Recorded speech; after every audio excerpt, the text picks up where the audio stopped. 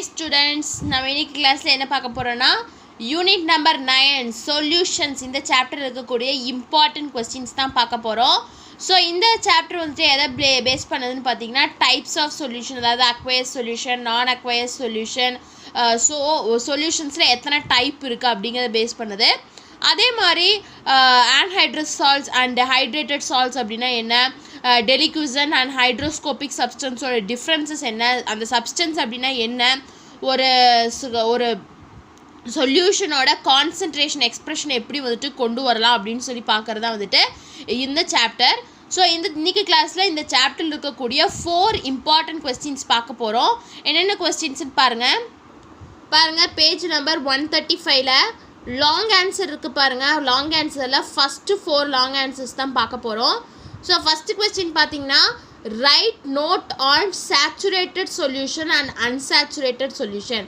So saturated solution அப்படின்னா என்ன, unsaturated சொல்யூஷனா என்னன்னு சொல்லிட்டு ஒரு நோட் எழுதணும். இது ஃபஸ்ட் கொஸ்டின். செகண்ட் பார்த்தீங்கன்னா write note on various factors affecting solubility. So சால்யூபிலிட்டியை அஃபெக்ட் பண்ணக்கூடிய வேரியஸ் ஃபேக்டர்ஸ், என்னென்ன ஃபேக்டர்ஸ் வந்துட்டு அந்த சொல்யூபிலிட்டியை வந்துட்டு அஃபெக்ட் பண்ணுதுன்னு கேட்குறாங்க. இது செகண்ட் கொஸ்டின். தேர்ட் கொஸ்டினில் பார்த்தீங்கன்னா 2 சப்டிவிஷன் இருக்குது. சப்டிவிஷன் ஏ பார்த்தீங்கன்னா what happens when magnesium sulphate heptahydrate, அதாவது எப்சம் சால்ட்னு சொல்லுவாங்க, is heated, write the appropriate equation. So Epsom சால்ட்டை ஹீட் பண்ணும்போது என்ன ஆகும், அதுக்கூட கரெக்ட் ஈக்குவேஷனை வந்துட்டு எழுதுங்க அப்படின்னு ஃபஸ்ட் சப்டிவிஷன் கேட்குறாங்க. செகண்ட் பார்த்தீங்கன்னா டிஃபைன் சொல்யூபிலிட்டி. ஸோ சொல்யூபிலிட்டி அப்படின்னா என்ன அப்படின்னு கேட்குறாங்க. இதான் தேர்ட் கொஸ்டின். ஃபோர்த் கொஸ்டின் பார்த்தீங்கன்னா in what way hygroscopic substances differ from deliquescent substances. So எந்த விதத்தில் இந்த ஹைக்ரோஸ்கோபிக் சப்ஸ்டன்சஸ் வந்துட்டு டெலிக்வசன்ட் சப்ஸ்டன்ஸ்லேருந்து டிஃபர் ஆகுது அப்படின்னு கேட்குறாங்க. ஸோ இதான் ஃபோர்த் கொஸ்டின். ஸோ இந்த 4 கொஸ்டின்ஸ் தான் நம்ம இன்றைக்கி கிளாஸில் பார்க்க போகிறோம். ஸோ ஃபஸ்ட்டு வந்துட்டு ஃபோர்த் கொஸ்டின் பார்த்தலாம். In what way hygroscopic substances differ from deliquescent substances. So எந்த விதத்தில் இந்த ஹைக்ரோஸ்கோபிக் சப்ஸ்டன்சஸோ டெலிக்வசன்ட் சப்ஸ்டன்சஸோ டிஃபர் ஆகுது அப்படின்னு கேட்குறாங்க.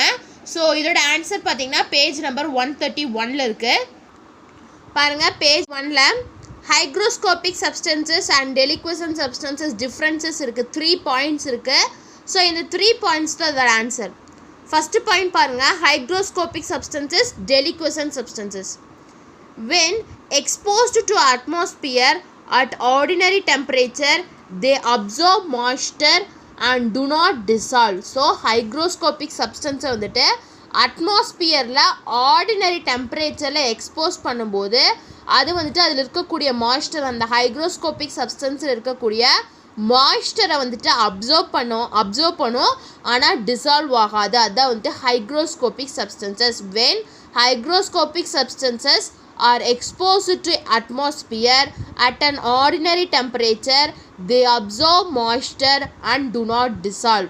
இதுவே deliquescent substances பாருங்க, when exposed to atmospheric air at ordinary temperature, they absorb moisture and dissolve. ஆனால் டெலிக்வசன்ட் சப்ஸ்டன்ஸை அட்மாஸ்பியரிக் ஏரில் எக்ஸ்போஸ் பண்ணும்போது அதில் இருக்க ஆர்டினரி டெம்பரேச்சர்லாம் அதில் இருக்கக்கூடிய மாய்ஸ்டரை வந்துட்டு அப்சர்வ் பண்ணிவிட்டு அந்த சப்ஸ்டன்ஸ் வந்துட்டு டிசால்வ் ஆகிடும். So when the substance is exposed to atmospheric air at ordinary temperature, if they absorb moisture and dissolve, the substance is known as deliquescent substances. Second point பாருங்க, hydroscopic substances do not change its physical state on exposure to air.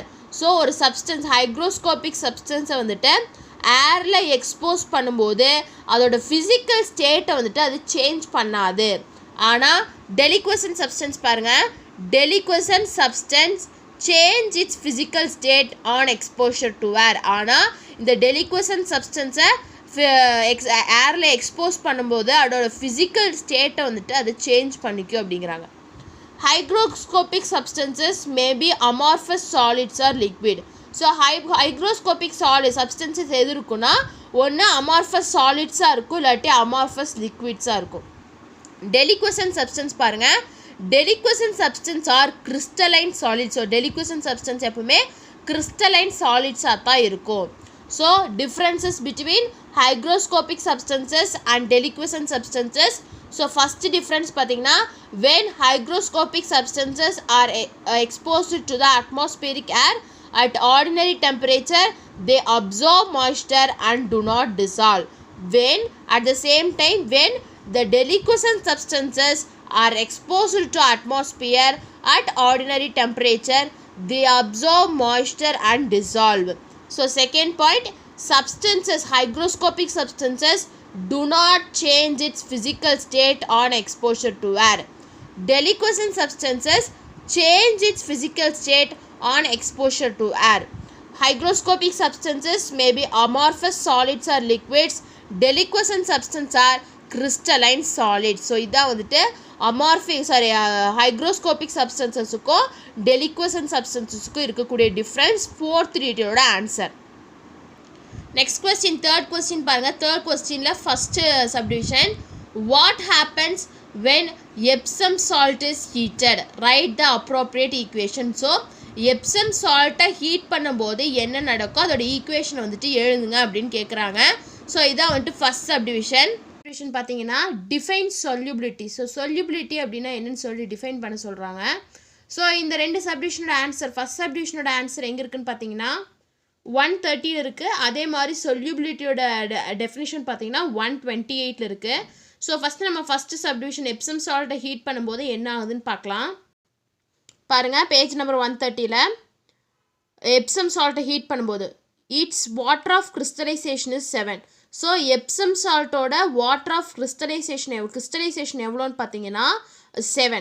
When magnesium sulphate heptahydrate crystals are gently heated. So இந்த magnesium sulphate heptahydrate அதாவது Epsom சால்ட்டை நம்ம ஜென்டிலாக heat பண்ணும்போது it loses 7 water molecules. So அதில் இருக்கக்கூடிய 7 water மாலிக்யூல்ஸும் loss ஆகிடும் and become anhydrous magnesium sulphate. So அந்த 7 வாட்டர் மாலிக்யூல்ஸும் லாஸ் ஆகிட்டு என்னவா மாறும்னா ஆன்ஹைட்ரஸ் மெக்னீஷியம் சல்ஃபேட்டாக மாறிடும். அதோட ஃபார்முலா தான் கொடுத்துருக்காங்க பாருங்கள். மெக்னீஷியம் சல்ஃபேட் ஹெப்டாஹைட்ரேட் அதாவது MgSO4. 7ங்கிறது வந்துட்டு 7 வாட்டர் மாலிக்யூல்ஸ் இருக்கிறனால 7H2O.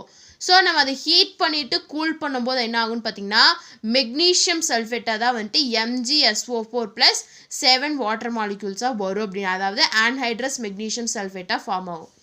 If you add few drops of water or allow it to cool, the colorless anhydrous salt again turns back into hydrated salt.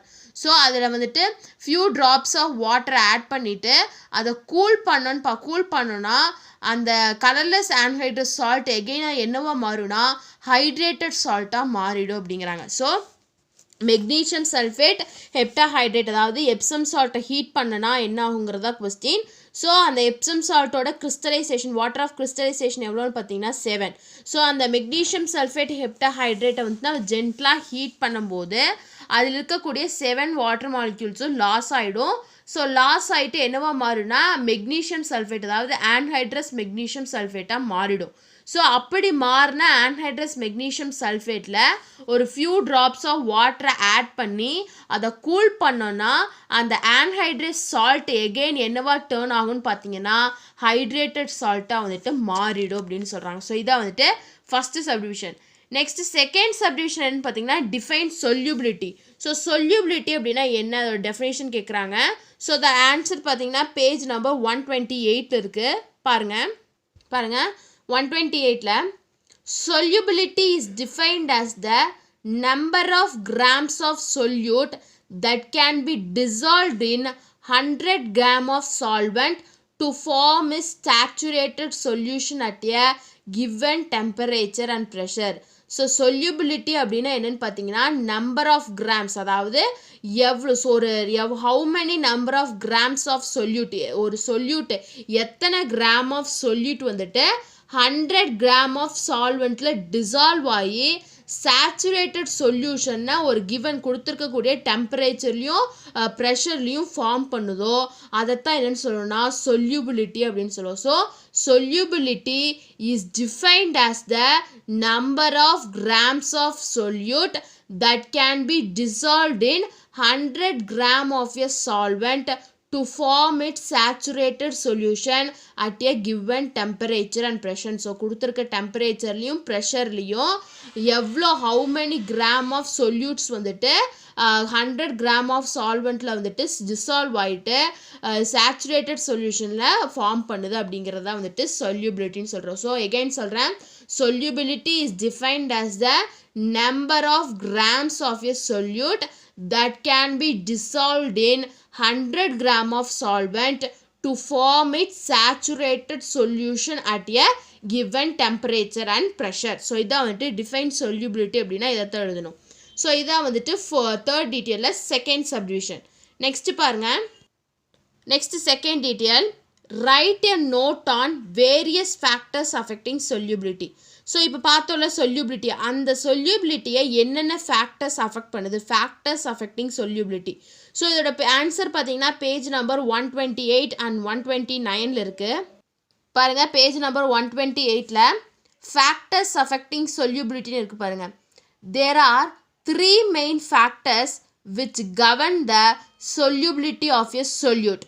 So வந்துட்டு 3 ஃபேக்டர்ஸ் இருக்குது. So அந்த 3 ஃபேக்டர்ஸும் தான் ஒரு சொல்யூட்டோட சொல்யூபிலிட்டியை வந்துட்டு கண்ட்ரோல் பண்ண. இது என்னென்ன ஃபேக்டர்ஸ்னு பார்த்தீங்கன்னா, nature of the solute and solvent, ஒரு சால்வெண்ட் அண்ட் சொல்யூட்டோட நேச்சர், டெம்பரேச்சர், அதோட டெம்பரேச்சர் அண்ட் ப்ரெஷர், இந்த 3 ஃபேக்டர்ஸும் தான் அந்த சொல்யூபிலிட்டியோட இதை வந்துட்டு கவர்ன் பண்ணுதுங்கிறாங்க. நெக்ஸ்ட்டு ஃபஸ்ட்டு பாருங்கள், nature of the solute and solvent. The nature of the solute and solvent plays an important role in solubility. ஒரு சால்வெண்ட் ஒரு சொல்யூட்டோட நேச்சர், அதோட ப்ராப்பர்ட்டிஸ் வந்துட்டு சொல்யூபிலிட்டியில் ஒரு இம்பார்ட்டண்ட் ரோலை வந்துட்டு ப்ளே பண்ணுது. Although water dissolves an enormous varieties of substances, both ionic and covalent, it does not dissolve everything. So water வந்துட்டு enormous நிறைய டிஃப்ரெண்ட் வெரைட்டிஸ் ஆஃப் சப்ஸ்டன்ஸை டிசால்வ் பண்ணுது. அதாவது அயனிக் காம்பவுண்டாக இருந்தாலும் சரி, கோவாலண்ட் காம்பவுண்டாக இருந்தாலும் சரி, டிஃப்ரெண்ட் எனார்மஸ் வெரைட்டி ஆஃப் சப்ஸ்டன்ஸை டிசால்வ் பண்ணுது. ஆனால் அந்த வாட்டர் வந்துட்டு எல்லாத்தையும் வந்துட்டு டிசால்வ் பண்ணிடுன்னு சொல்லுவாங்க. ஃபார் எக்ஸாம்பிள் ஆயில் இருக்குது, ஆயிலை நீங்கள் வாட்டரில் ஊற்றுனீங்கன்னா அது டிசால்வ் ஆகாதா? ஆகாது. அந்த மாதிரி சில சப்ஸ்டன்சஸ் வாட்டரில் டிசால்வ் ஆகாத சப்ஸ்டன்சஸும் இருக்குது. The phrase that scientists often use when predicting solubility is like dissolves like. So வந்துட்டு வாட்டரோட சால்பிலிட்டியை ப்ரெடிக்ட் பண்ணும்போது சயின்டிஸ்ட் வந்துட்டு அடிக்கடி யூஸ் பண்ணுற ஃப்ரேஸ் என்னென்னு பார்த்தீங்கன்னா லைக் டிசால்வ்ஸ் லைக். எது வந்துட்டு அந்த வாட்டருக்கு பிடிச்சிருக்கோ அதை மட்டும்தான் வந்துட்டு அது டிசால்வ் பண்ணும் அப்படிங்கிறாங்க. This expression means that dissolving occurs when similarity exists between the solvent and the solute. So இந்த எக்ஸ்பிரஷன் என்ன சொல்லுதுன்னு பார்த்தீங்கன்னா, அதாவது வந்துட்டு சிமிலாரிட்டிஸ், அதாவது வந்துட்டு சால்வெண்ட்டுக்கும் சொல்யூட்டுக்கும் நடுவில் சிமிலாரிட்டிஸ் இருந்தால் தான் வந்துட்டு அது டிசால்வ் ஆகும் அப்படிங்கிறது. For example, common salt is a polar compound and dissolves readily in polar solvent like water. So வாட்டரும் போலார் சால்வெண்ட்டு தான். சால்ட், காமன் சால்ட் நம்ம வீட்டில் யூஸ் பண்ணிக்கிற காமன் சால்ட்டும் வந்துட்டு போலார் காம்பவுண்ட் தான். ஸோ இந்த போலார் காம்பவுண்ட் சால்ட் வந்துட்டு வாட்டரில் வந்துட்டு ஈஸியாக டிசால்வ் ஆகிடும். Non-polar components are soluble in non-polar solvents. So non-polar components எப்பவுமே நான்-போலார் சால்வெண்ட்ஸ் கூட தான் வந்துட்டு டிசால்வ் ஆகும். For example, fat dissolved in ether, but non-polar compounds do not dissolve in polar solvents. So வந்துட்டு ஃபேட், அதாவது oil சொல்ல, fat எதில் dissolve ஆகும்னா ஈதரில் மட்டும்தான் டிசால்வ் ஆகும். அதே மாதிரி நான்-போலார் காம்பனன்ட்ஸும் நான்-போலார் காம்பனன்ட்ஸ் வந்துட்டு போலார் சால்வெண்ட்டில் டிசால்வ் ஆகாது. polar components do not dissolve in non-polar solvents. So polar components polar solvent தான் dissolve ஆகும். non-polar solvents வந்துட்டு non-polar componentல தான் dissolve ஆகுறாங்க. So இதான் first factor, nature of the solute and solvent. Next second பார்த்தீங்கன்னா effect of temperature. Temperatureோட effect. Solubility of solids in liquids.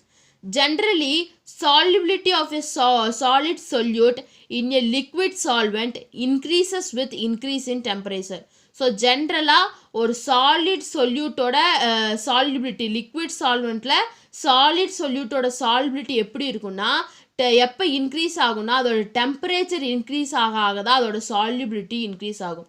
For example a greater amount of sugar will dissolve in warm water than in cold water. So எல்லாத்துக்கும் தெரியும் வீட்டில் இருக்கக்கூடிய sweet பண்ணும்போது யாருமே ஒரு gold வாட்டரில் வந்துட்டு சுகரை வந்துட்டு டிசால்வ் பண்ண மாட்டாங்க. ஒரு சூடான தண்ணியில் அதை டெம்பரேச்சர் ஹீட் பண்ணி அதிக டெம்பரேச்சர் வரும்போது தான் அந்த சுகர் வந்துட்டு நல்லா டிசால்வ் ஆகும். In endothermic processes, solubility increases with increase in temperature. In exothermic process, solubility decrease with increase in temperature. So endothermic ப்ராசஸில் பார்த்தீங்கன்னா சொல்யூபிலிட்டி எப்போ இன்க்ரீஸ் ஆகும்னா டெம்பரேச்சர் இன்க்ரீஸ் ஆகும்போது தான் சொல்யூபிலிட்டி இன்க்ரீஸ் ஆகும். அதே மாதிரி எக்ஸோதெர்மிக் ப்ராசஸில் சொல்யூபிலிட்டி எப்போ டிக்ரீஸ் ஆகும்னா டெம்பரேச்சர் வந்துட்டு இன்க்ரீஸ் ஆக solubility வந்துட்டு டிக்ரீஸ் ஆகும். ஸோ இதான் first solubility of solids in liquid. Next பாருங்க solubility of gases in liquid. Do you know why it's bubbling? So இதெல்லாம் உங்களுக்கு நீங்கள் எழுத வேண்டியதில்லை. பாருங்கள் கீழே இருக்கிறது எழுதுனா போதும். solubility of gases எழுதணும். So solubility of gases in liquid decrease with increase in temperature. So கேஸஸோட solubility லிக்விடில் கேஸஸோட solubility எப்போ டிக்ரீஸ் ஆகும்னா அதோட டெம்பரேச்சர் இன்க்ரீஸ் ஆக அது டிக்ரீஸ் ஆகும். Generally water contains dissolved oxygen. So ஜென்ரலாக எல்லாத்துக்குமே தெரிஞ்சிருக்கும் வாட்டரில் என்ன இருக்குது, டிசால்வ்டு ஆக்சிஜன் வந்துட்டு இருக்குது. When water is heated, the solubility of oxygen in water decreases. So oxygen escapes in the form of bubbles. So வந்து வாட்டர் நம்ம ஹீட் பண்ணும்போது அந்த வாட்டரில் இருக்கக்கூடிய ஆக்சிஜனோட சொல்யூபிலிட்டி வந்து டிக்ரீஸ் ஆகும். ஸோ அதனால அந்த ஆக்சிஜன் எதுவாக எஸ்கேப் ஆயிடும், பபிள்ஸாக எஸ்கேப் ஆயிடும். வாட்டரை ஹீட் பண்ணும்போது பார்ப்பீங்க பபிள்ஸாக வரும். ஸோ அந்த பபிள்ஸ் மூலயமா அந்த வாட்டரில் இருக்கக்கூடிய ஆக்சிஜன் கண்டென்ட் வந்துட்டு எஸ்கேப் ஆகிடும். Aquatic animals live more in cold regions because more amount of dissolved oxygen is present in water of cold regions. So வந்துட்டு aquatic animals வந்துட்டு கோல்டு ரீஜன்ஸில் தான் இருக்கும். ஏன் அப்படின்னு பார்த்தீங்கன்னா அந்த கோல்டு ரீஜனில் இருக்கக்கூடிய வாட்டரில் தான் வந்துட்டு abundant amount of dissolved oxygen இருக்கும். ஸோ அதனால அங்கே இருக்கும். This shows that solubility of oxygen in water is more at low temperature. என்ன தெரியுது, வாட்டரில் ஆக்சிஜனோட solubility வாட்டரில் எங்கே அதிகமாக இருக்குமோ எங்கெங்கே டெம்பரேச்சர் கம்மியாக இருக்கோ அந்த இடத்துல எல்லாத்துலேயும் அதிகமாக இருக்கும் அப்படிங்கிறாங்க. ஸோ இதான் வந்துட்டு second factor effect of temperature. Third factor பார்த்தீங்கன்னா effect of pressure. Effect of pressure is observed only in case of solubility of gas in a liquid. So effect of pressure எப்படி அப்சர்வ் பண்ணுவோம்னா solubility அதாவது gas in liquid. ஸோ லிக்விடில் கேஸ் soluble ஆகும்போது when the pressure is increased the solubility of gas in liquid increases. So pressure increase ஆக கேஸோட solubility லிக்விடில் கேஸோட solubilityயும் இன்க்ரீஸ் ஆகும். The common examples for solubility of gases in liquids are carbonated beverages. So வந்துட்டு பெவரேஜஸ்லாம் பார்த்துருப்பீங்களா, Cola, Pepsi, மிரண்டா, Fanta இதெல்லாம். So இது எல்லாமே common examples தான். That is soft drinks, household cleaners containing aqueous solutions of ammonia, formalin, aqueous solution of formaldehyde, etc. So அதில் என்னென்ன இருக்குன்னு பார்த்தீங்கன்னா carbonated பீவரேஜஸில் அதாவது சாஃப்ட் ட்ரிங்க்ஸ், ஹவுஸ்ஹோல்ட் கிளீனர்ஸ்லாம் என்ன இருக்குன்னு பார்த்தீங்கன்னா அமோனியாவும் ஃபார்மால்டிஹைடும் இருக்குது. அதனால் வந்துட்டு அந்த ப்ரெஷரோட எஃபெக்ட் இருக்கும் அப்படின்னு சொல்கிறாங்க. ஸோ இதான் வந்துட்டு third factor effect of pressures. So factors affecting சொல்யூபிலிட்டின்னு பார்க்கும்போது 3 ஃபேக்டர்ஸ் இருக்குது. First one is solute, nature of solute and solvent. Second one is temperature. Third one is pressure. So இதான் வந்துட்டு செகண்ட் டீட்டெயிலோட ஆன்சர். நெக்ஸ்ட் ஃபர்ஸ்ட் டீட்டெயில் பாருங்கள். Write a short note on saturated solution and unsaturated solution.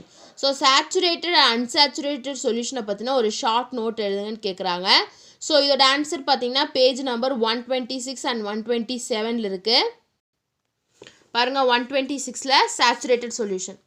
A solution in which no more solute can be dissolved in a definite amount of solvent at given temperature is called saturated solution. First இதோட example பாருங்க. 36 gram of sodium chloride in 100 gram of water at 25 degrees Celsius forms saturated solution. Further addition of sodium chloride leave it in undissolved. அதாவது வந்துட்டு saturated சொல்யூஷன்னா என்னன்னு பார்த்தீங்கன்னா அதாவது குறிப்பிட்ட amount கொடுத்துருக்க quantity of வாட்டரில் இவ்வளோ குவான்டிட்டி தான் வந்துட்டு டிசால்வ் ஆகும். அந்த குவான்டிட்டிக்கு மேலே ஜஸ்ட் 1 கிராம் ஆட் பண்ணிட்டாலும் அந்த சப்ஸ்டன்ஸ் வந்துட்டு டிசால்வ் ஆகாது. அதை தான் வந்துட்டு சேச்சுரேட்டட் சொல்யூஷன் சொல்லுவாங்க. எக்ஸாம்பிள் என்ன கொடுத்துருக்காங்கன்னா 100 கிராம் ஆஃப் வாட்டரில் 36 கிராம் ஆஃப் சோடியம் குளோரைடை 25 டிகிரி செல்சியஸில் 25 டிகிரி செல்சியஸ் டெம்பரேச்சரில் டிசால்வ் பண்ணும்போது தான் அது வந்துட்டு சேச்சுரேட்டட் சொல்யூஷனை ஃபார்ம் பண்ணும். Suppose 1 gram R 2 gram sodium chloride அடிஷ்னலாக ஆட் பண்ணிட்டோம் அப்படின்னா அது வந்துட்டு டிசால்வ் ஆகாது, அன்டிசால்வாக தான் இருக்கும். ஸோ அதுதான் வந்துட்டு saturated solution. So solution in which no more solute can be dissolved in a definite amount of solvent at given temperature. அதாவது கொடுத்துருக்க டெம்பரேச்சரில் ஒரு குறிப்பிட்ட அமௌண்ட் ஆஃப் சொல்யூட் மட்டும்தான் வந்துட்டு அந்த சால்வெண்ட்டில் டிசால்வ் ஆகும். அதுதான் வந்துட்டு சேச்சுரேட்டட் சொல்யூஷன். அன்சேச்சுரேட்டட் சொல்யூஷன்னா unsaturated solution is the one that contains less solute than that of saturated solution at a given temperature. Example 10 gram, 20 gram or 30 gram of sodium chloride in 100 gram of water at 25 degrees Celsius form an unsaturated solution. So unsaturated solution na கொடுத்துருக்க அதாவது வந்துட்டு இப்போ நம்ம சேச்சுரேட்டடில் 100 கிராமுக்கு 36 gram of sodium chloride add பண்ணும்போது dissolve ஆகும். ஆனால் unsaturated சொல்யூஷனில் அதே மாதிரி 100 கிராம் ஆஃப் வாட்டரில் 36 gram of sodium chloride add பண்ணாலும் டிசால்வ் ஆகும். அதுக்கு கம்மியாக 36 கிராமுக்கு கம்மியாக இருக்கக்கூடிய ஃபார் எக்ஸாம்பிள் 36 கிராம்னா 34 கிராம் ஆட் பண்ணாலும் டிசால்வ் ஆகும், 35 ஆட் பண்ணாலும் டிசால்வ் ஆகும். ஆனால் அந்த 36 கிராமுக்கு அதிகமாக இருக்கக்கூடாது, அந்த 36 கிராமுக்கு கம்மியாக இருக்கலாம், அதிகமாக இருக்கக்கூடாது. ஸோ அப்போ ஃபார்ம் ஆகக்கூடிய சொல்யூஷன் தான் என்ன சொல்கிறேன்னா அன்சேச்சுரேட்டட் சொல்யூஷன் சொல்கிறோம். So unsaturated solution is one that contains less solute than that of saturated solution. So saturated solution விட கம்மி less solute இருந்துச்சு அப்படின்னா அதைத்தான் வந்துட்டு unsaturated solution அப்படின்னு சொல்கிறோம். ஸோ இதான் வந்துட்டு saturated solution and unsaturated solution first கொஸ்டினோட ஆன்சர். ஸோ நம்ம இன்றைக்கி கிளாஸில் இந்த சாப்டர் இருக்கக்கூடிய 4 இம்பார்ட்டன்ட் டீட்டெயில் கொஸ்டின்ஸ் பார்த்தோம். ஸோ நெக்ஸ்ட் கிளாஸில் இன்னொரு சாப்டர் இருக்கக்கூடிய இம்பார்ட்டன்ட் கொஸ்டின்ஸ் பார்க்கலாம். ஸோ உங்களுக்கு இந்த கிளாஸில் ஏதாச்சும் டவுட் இருந்துச்சு அப்படின்னா கமெண்ட் பண்ணுங்கள். இந்த வீடியோ கிளாஸ் பிடிச்சிருந்தா லைக் பண்ணுங்கள், ஷேர் பண்ணுங்கள், சப்ஸ்கிரைப் பண்ணுங்கள். தேங்க்யூ.